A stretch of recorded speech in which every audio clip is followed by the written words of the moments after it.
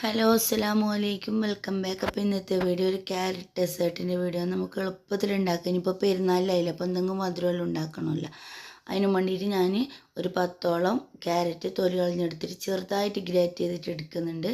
Great ചെയ്തിട്ട് എടുത്തതിന് ശേഷം ഒരു പാത്രത്തിലേക്ക് 3 ടേബിൾ സ്പൂണ് നെയ്യ് ഒഴിച്ച് കൊടുക്കുക. 4 ഏലക്കയും കൂടെ ഇട്ടിട്ട് പൊട്ടിച്ചതിന് ശേഷം ആ ഗ്രേറ്റ് ചെയ്ത ക്യാരറ്റും കൂടെ അതിലേക്ക് ഇട്ട് കൊടുത്തിട്ട് ഒരു 7-8 മിനിറ്റോളം ചെറിയ തീയിൽ വെച്ചിട്ട് ഇതിങ്ങനെ വാട്ടിക്കൊടുത്തുകൊണ്ടിരിക്കണം. അപ്പോൾ അതിൻ്റെ ക്യാരറ്റിൻ്റെ പച്ച മണമെല്ലാം പോയിട്ട് നല്ലൊരു മണം, നെയ്യിൽ വാടിയതിൻ്റെ മണവും കിട്ടും. പിന്നെ നമുക്കിങ്ങനെ തൊട്ട് നോക്കുമ്പോൾ അറിയാൻ പറ്റും, ഇങ്ങനെ ഞെങ്ങുന്ന പോലെ ഉണ്ടാവും വെന്തിട്ട്.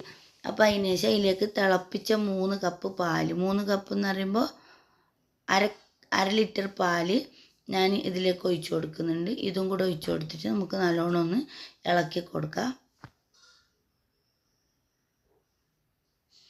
എന്നിട്ട് അതിലേക്ക് ഒരു 1/2 ടീസ്പൂണ് ഉപ്പും കൂടെ ഇട്ട് കൊടുക്കുക. അതെന്താണെന്ന് വെച്ചാൽ മധുരം ബാലൻസ് ചെയ്യാൻ വേണ്ടിയിട്ടാണ്. എന്നിട്ട് ഇതിനെ ചെറിയ തീയിൽ ഇതിൽ ചെയ്യുമ്പോൾ വച്ചിരിക്കണം.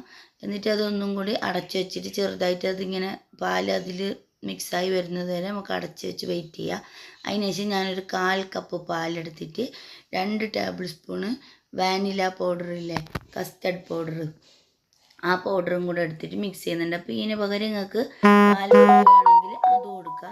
ഞാൻ വാനിലേൻ്റെ കസ്റ്റർഡ് പൗഡർ എടുത്തതേ ഉള്ളൂ.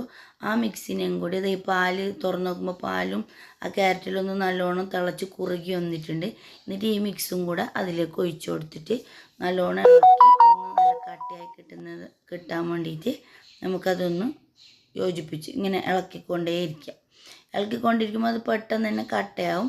എന്നിട്ട് ഇതിലേക്ക് ഞാൻ 1/2 കപ്പോളം പഞ്ചസാരയും കൂടെ ഇട്ട് കൊടുക്കുന്നുണ്ട് മധുരത്തിനും വേണ്ടിയിട്ട്. എന്നിട്ട് ഇനി ഈ പഞ്ചസാരയും കൂടെ അലിഞ്ഞ് ഇതെല്ലാം കൂടി നല്ല കട്ടയായി അലിഞ്ഞ് വരണം. ഇത് നല്ല കുറുകി കിട്ടിയിട്ടുണ്ട്. എന്നിട്ട് അതിലേക്ക് 1 ടേബിൾ സ്പൂണോളം നെയ്യും കൂടെ ഒഴിച്ച് കൊടുക്കുക. അപ്പോൾ നെയ്യ് ഒഴിക്കും തോറും ടേസ്റ്റ് കൂടുകയുള്ളൂ. അപ്പോൾ ഇത് മിക്സ് റെഡി ആയിട്ടുണ്ട്. തീ ഓഫ് ചെയ്യുക. ഏത് പാത്രത്തിലാണോ ആക്കുന്നത് ആ പാത്രത്തിലേക്ക് കുറച്ച് നെയ്യോ ബട്ടറോ എന്തെങ്കിലും തേച്ചിട്ട് ആ പാത്രത്തിന് സെറ്റാക്കി വെക്കും. ഞാൻ അതിൽ കുറച്ച് നെയ്യ് തന്നെ തേച്ച് വെച്ച് കൊടുത്തിട്ടുണ്ടായിന്. എന്നിട്ട് ഇത് ഈ പാത്രത്തിലേക്ക് സെറ്റാക്കിയിട്ട് ഞാൻ 1 മണിക്കൂറോളം പുറത്ത് ഇത് ആറാൻ വേണ്ടിയിട്ട് വെച്ചതിന് ശേഷം പിന്നെ ഞാനിത് 1.5 മണിക്കൂറോളം ഫ്രീസറിലാണ് വെച്ച് കൊടുത്തിട്ടുണ്ടായിന്. അപ്പോൾ ഫ്രീസറിൽ വെച്ച് കൊടുത്തിട്ട് ഇത് സെറ്റായി കിട്ടിയിട്ടുണ്ട്. പിന്നെ അതിൻ്റെ മുകളിലേക്ക് നട്ട്സ് എന്തെങ്കിലും ഉണ്ടെങ്കിൽ അങ്ങനത്തെ ഇട്ട് കൊടുത്താലും മതി. എൻ്റെ കയ്യിൽ അതൊന്നും ഇല്ലാത്തതുകൊണ്ട് ഞാൻ വെറുതെ ഒരു ഡെക്കറേഷൻ കിട്ടാൻ വേണ്ടിയിട്ട് വൈറ്റ് വെള്ളം ഇട്ട് കൊടുത്തതാണ്. എന്നിട്ട് ഞാനിത് ഒന്ന് ഷേപ്പ് ചെയ്ത് മുറിച്ചും കൂടെ കൊടുക്കുന്നുണ്ട്. അപ്പം നിങ്ങൾക്ക് ഏത് ഷേപ്പിലാണോ ഉണ്ടാക്കാൻ ഷേപ്പ് ചെയ്യാൻ ഇഷ്ടം അതുപോലെ ചെയ്താൽ മതി. ഞാനിപ്പം ഒരു സ്ക്വയർ ടൈപ്പിലാണ് ഇപ്പോൾ ഇതിന് ഷേപ്പ് ചെയ്ത് കൊടുക്കുന്നത്. അപ്പോൾ ഇപ്പോൾ പെരുന്നാക്കിൽ നമുക്ക് ഉണ്ടാക്കിയൊക്കെ നല്ല ടേസ്റ്റാണ്.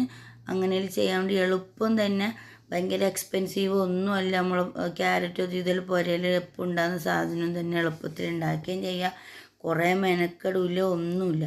അപ്പോൾ ഞാനിത് ഇതെല്ലാം ഇങ്ങനെ ഷേപ്പ് ചെയ്തിട്ട് മുറിച്ചെടുക്കുന്നുണ്ട്.